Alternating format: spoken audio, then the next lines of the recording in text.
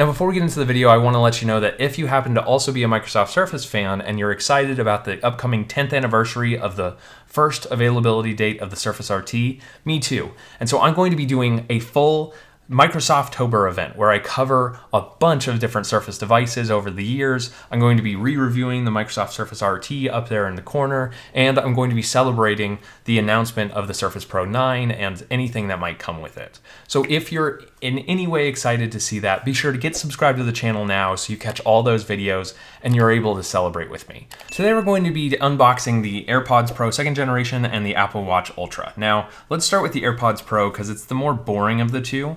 Thankfully, they've made some good upgrades over the original AirPods Pro, which I've been using as my primary Apple earbuds. I think generally, if you are an Apple fan, the AirPods Pro are still some of the best pairs of earbuds. Hopefully, the AirPods Pro 2nd generation are going to be just that much better. I'll go ahead and pull out my AirPods Pro to have them side by side. You can see it's pretty similar design case. It looks like the same size of case. There we go. Ooh, it's a lot weightier though. I can actually feel a huge amount of difference in the weight. Side by side, cases are very similar. One downside I don't like about these glossy plastic cases that they use, it's kind of, I don't know if it's cheap plastic, but it feels cheaper because it's easy to scratch. So my AirPods Pro case, typically I have it in my pocket alongside my keys, and so it will very easily scratch and show the scratches very poorly. Whereas a lot of the matte touch finish Galaxy Buds 2 case, for example, or Galaxy Buds Pro 2 case, it doesn't show scratches nearly as bad. So it's a little bit sad because these are an expensive pair of earbuds, and Apple went with the same sort of case design.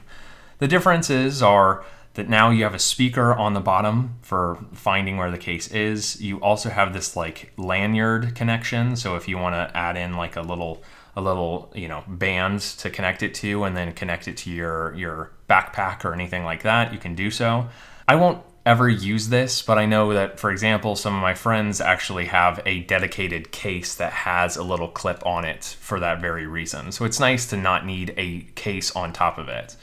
Now, opening up the AirPods themselves, very, very similar design to last generation. It looks like they've got an additional kind of microphone or speaker port. I don't know what this is. Probably microphone on top of the device. And then the microphones on the inner side, which might be a little bit waxy, I'm sorry about that, are now just the sensors to recognize whether they're in your ear or not. But these are very, very similarly designed AirPods, and unless I was looking for the differences, and unless I knew, I probably wouldn't recognize these as AirPods Pro 2, unless, you might watch on a channel like this. I'm excited for the AirPods Pro 2 because while I think the AirPods Pro were the best pair of earbuds for most Apple users, other manufacturers have really caught up in the quality of their earbuds over the last couple of years. Noise cancellation has gotten a lot better by Sony and Samsung and even Google. So I don't think the AirPods Pro really had a good leg up. So it's nice to see that there's an additional upgrade. My understanding is there's an additional set of features around noise cancellation where you can more selectively block out noises that you don't want to hear, or it's going to lower volumes of things that you don't want to hear, like construction noise, without blocking out sounds like conversations. So I'm excited to try those out, and I'll probably do like a full comparison of the noise cancellation capabilities compared to the Galaxy Buds Pro and maybe even the Pixel Buds Pro. So keep an eye out on the channel if you want to see that. Then we can go into the Apple Watch Ultra. We'll put these aside. I don't like the way that they box these up because it's so nerve-wracking. It's so easy to tear these little cardboard flaps, and I don't want to ruin the box. They do the same thing with the original Apple Watch. Now, the reason why I got the Ultra this year is, frankly, I'm fine with my Apple Watch Series 6. It's already plenty good enough for me, but I wanted to get the most interesting of the Apple Watches. I am not the supposed target market for the Apple Watch Ultra. It really doesn't make sense for me. You can see I got a diving band because frankly that was the only one that was still available to get on launch date. I'm not too really interested in going diving with this watch, to be honest. Let's go ahead and unbox this. But it'll be nice to have a waterproof band in case I want to like take it in a pool or something like that. I think the bigger interest for me with the Apple Watch Ultra is that it's so unique, and I really don't think it's as expensive as it might seem. Now, $800 for a smartwatch is absurd. But that being said, I don't think it's as high as a lot of people expected, and definitely not as high as it could be. And the reason I say that is, if you think about what you're getting for the Apple Watch Ultra, not only are you getting all the additional features that, frankly, I don't think I'll ever use. Higher-end Apple Watches already have sapphire glass faces and the steel frames, and when you actually get those, the steel cases, and when you get those, you actually have to pay significantly more in the $500 to $600 price point. That's already too high for me, which is why I always get the regular Apple Watch instead. But if you're already paying for those features, then getting an extra or a larger screen, more battery life, and a more rugged design for only like $200 more, that's not that bad of a deal. I mean, comparatively, we've been paying $200 extra for phones for a long time if you consider the Galaxy S22 Ultra versus the Galaxy S22 Plus. So, I don't know. I guess we'll see, and I'll see if I actually like this. I typically only like small watches on my wrist, which means that this might be a rude awakening for me. Oops.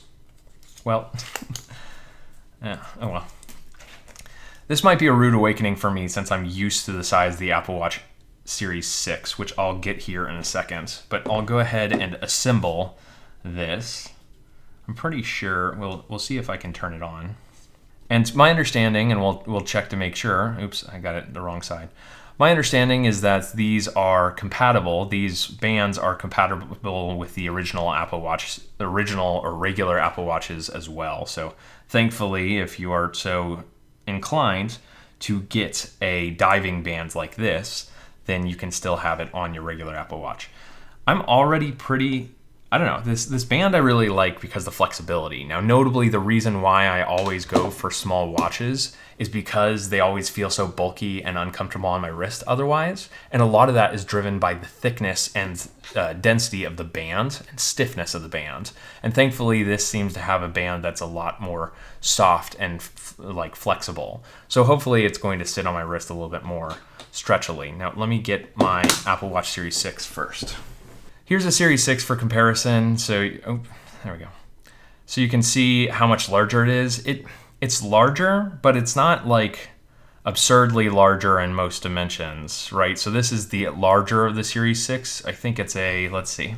This is a 44 millimeter, whereas this is a 50 millimeter, and the thickness is the real big difference. It's really just thicker in kind of all places, which we'll go ahead and see it on my wrist and see how big of a difference that makes. And then we'll put it right in there and we'll click it together. Okay. Oh, okay. That's snug. It's definitely snug. Okay. We don't need to do that. There we go. All right. We're in business. I think I could probably loosen it a little bit more. I'm not sure if I will be able to take this off very easily, so maybe I switch the band to something a little bit more comfortable, to be honest.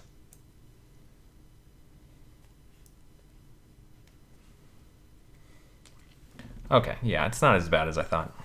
There we go.